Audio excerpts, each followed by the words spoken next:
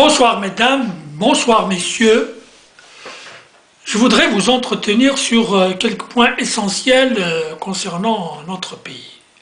La première question, c'est la question récurrente qui se pose aujourd'hui sur l'indépendance de la Kabylie. Tout de suite, d'emblée, je dois vous dire que je suis opposé à cette idée d'indépendance de la Kabylie, pour des raisons historiques, économiques, sociologiques.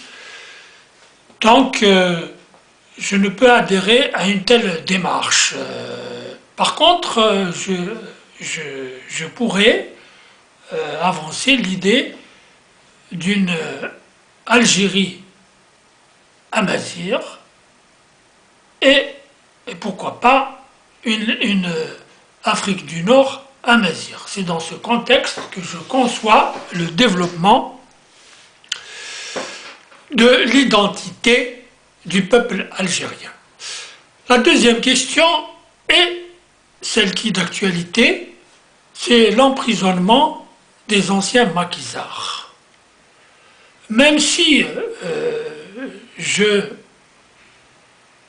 n'adhère pas à l'idée de critiquer l'armée et de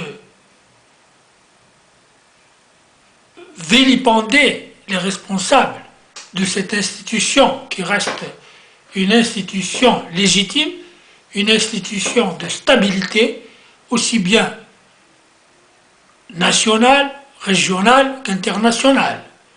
La puissance de notre armée est un facteur d'équilibre, un facteur d'harmonie, un facteur de paix, aussi bien nationale, régionale qu'internationale.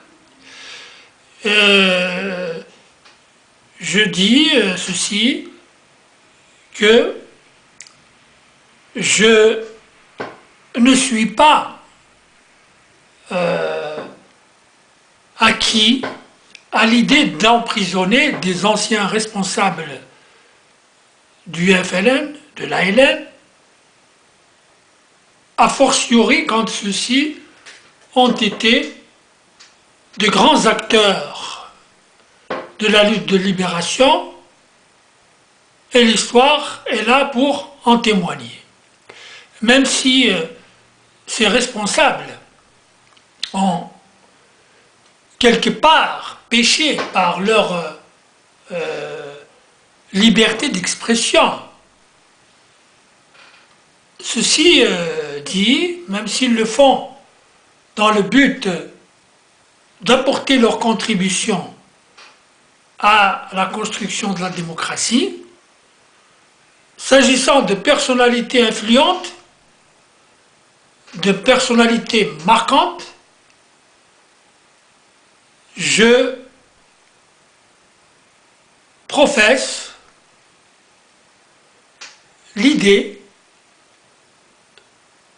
d'une retenue, particulièrement en ces moments très difficiles,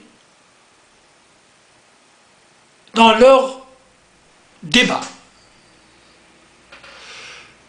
Le deuxième point de ce volet, c'est aussi l'emprisonnement des militaires, des hauts gradés militaires de l'ANP.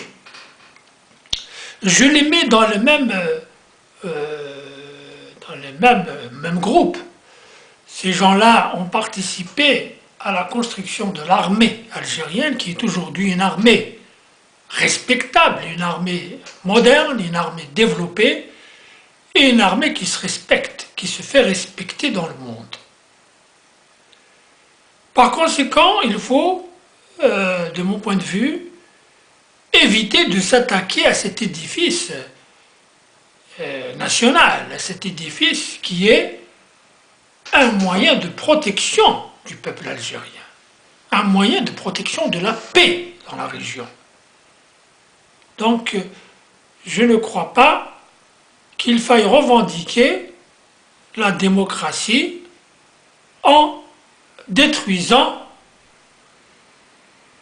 un moyen de protection de ce peuple. Néanmoins, j'appelle les acteurs à faire preuve de sagesse et à évoluer dans le sens du développement mondial des sociétés, des peuples, des nations, des gouvernements, vers une liberté d'expression universelle. Par conséquent, nous avons beaucoup à apprendre et j'envoie ce message, j'en profite, j'envoie ce message à la police algérienne qui parfois fait preuve d'excès de zèle et revient aux méthodes archaïques, aux méthodes moyenâgeuses qui consistent à tabasser des civils qui sont par terre. Je crois que la police devrait se cultiver, devrait mettre à jour ses connaissances culturelles pour éviter de tomber dans l'archaïsme des sociétés moyenâgeuses.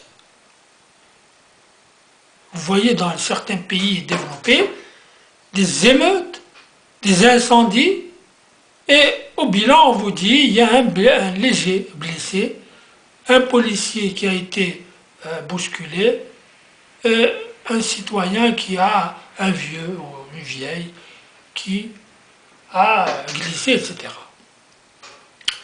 La troisième question que je voudrais aborder, il ne faut pas ignorer le volet économique du pays. Il ne faut pas continuer à marcher, il ne faut pas continuer aussi à refuser les revendications du peuple algérien et abandonner le secteur économique, parce que là, c'est le tsunami qui nous attend.